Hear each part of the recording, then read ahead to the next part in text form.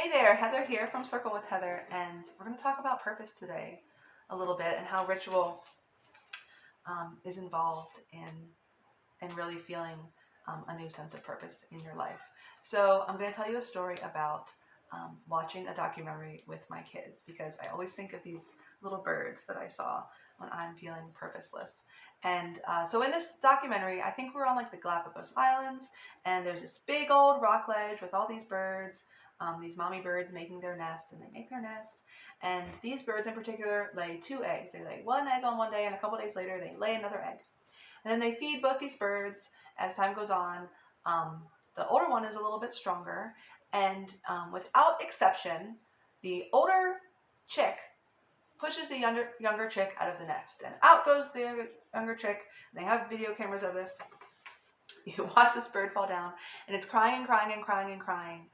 And the mother, because it's not in the nest, does not feed it.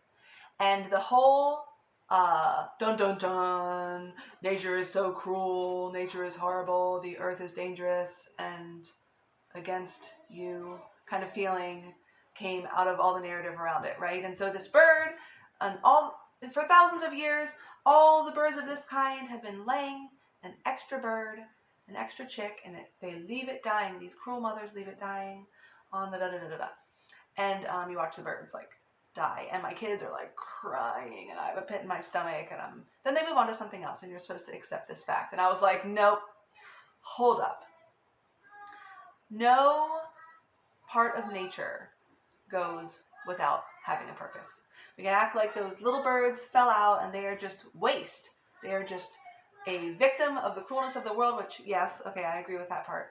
But they are not wasted. Because every single thing that happens in life, right? Every single thing, good or bad, has the possibility of purpose coming out of it. In fact, I don't even think it's a possibility. I think it's an inevitability that purpose comes out of these things that happen. And so what happened is this bird has been born into the world, and nature is not going to waste it, right? So maybe it's not going to grow up and turn into a big old mama blue-footed booby or papa blue-footed booby and make more babies. But that bird continues to lay two eggs. Probably, my guess, is because its environment is more nourished that way, right? And when it lives in a more nourished environment, when the other animals that come around, the other birds or the other snakes or whoever comes around and snacks on that blue-footed booby and lives another day, that makes their environment all the better, right? And that makes them better able to survive. That makes them, that's part of the purpose of the blue-footed booby, right? Is to contribute some food to its environment. So everything in life, right, that happens, accidental, not, intentional, whatever it is, purpose is born, right, when phenomenon happens. And late winter is the time when we have been simmering on all the things that have happened the year before, right? We've been processing it, turning it. We've had our inward time in the winter when we're in our houses, when we're with our kids, and things kind of boil inside us. And late winter is a time when all that boiling and all that churning and all that resting with the reality, right, our new reality of life this year, is when that has the opportunity to turn into wisdom and purpose, right? So we have this transformation that happens before spring comes. And the seasons of spring and summer, that's time for action, that's time for doing, that's time for taking steps to make dreams come true. But without that processing of the previous year, without the processing and without turning that into wisdom, that stuff, right, especially, gosh, this past year, right, it can turn into purpose, or it can turn into trauma. It can stay back in our brains, right? And I don't mean trauma as in you're going to have PTSD from the last year, which, okay, some people are, but we can churn it up, and we can turn it into compost, right? And we can use it for fertile ground, right? For making the next years even more beautiful, right? Or we can keep it and have it reside inside us as unresolved. So late winter is the time we've been looking inside for a while, to kind of start focusing in. Okay, so that happened. So what next? right? And there's this tension between the slowness of winter and the spiritedness of spring. And that tension right there, that's where new ideas are born. That's where your sense of purpose, right, gets started.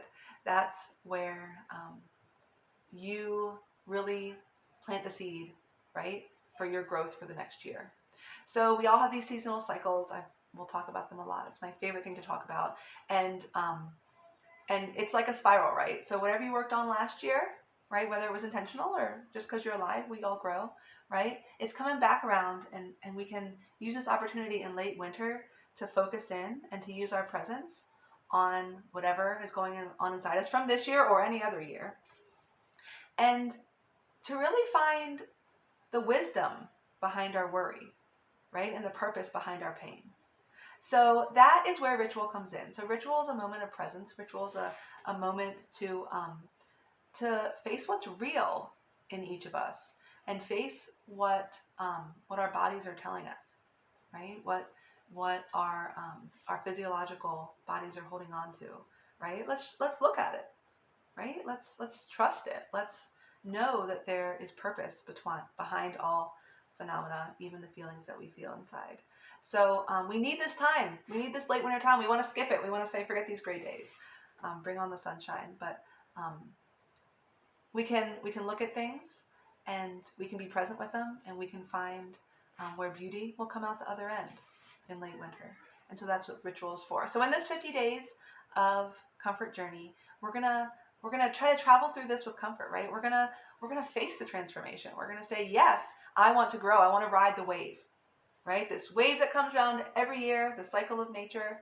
I'm gonna ride it. I'm not gonna shy away. I'm not gonna stay on my surfboard and skip the fun, skip the ride.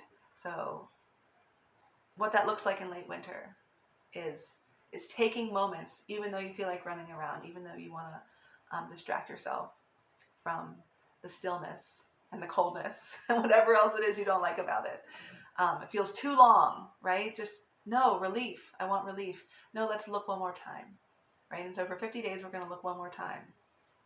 And we're not going to do it as punishment. We're not going to do it out of fear of what's there. We're going to do it out of curiosity and out of love for the possibilities, right, that you have in your life, for growth and for relationship and for making dreams come true, big or small or in the middle, secret, known, whatever, right? So that's what we're going to talk about. We're going to go through every day, and we're going to increase our presence, and we're going to increase our steadiness, so that this next year we can take this wisdom that we glean, right, from looking at what's going on, and for being deeply grounded in the reality of what is. And we're going to use it to do awesome things on our corner of the world, right, with our kids and with our other people in our lives, and with the work that we do in our lives, and with our relationship with the earth.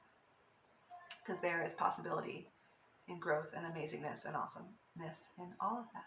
So I hope to see you in 50 Days of Comfort. I'm going to share pretty soon here more of the things that come in the Ritual Starter Kit. So keep your eye out for that.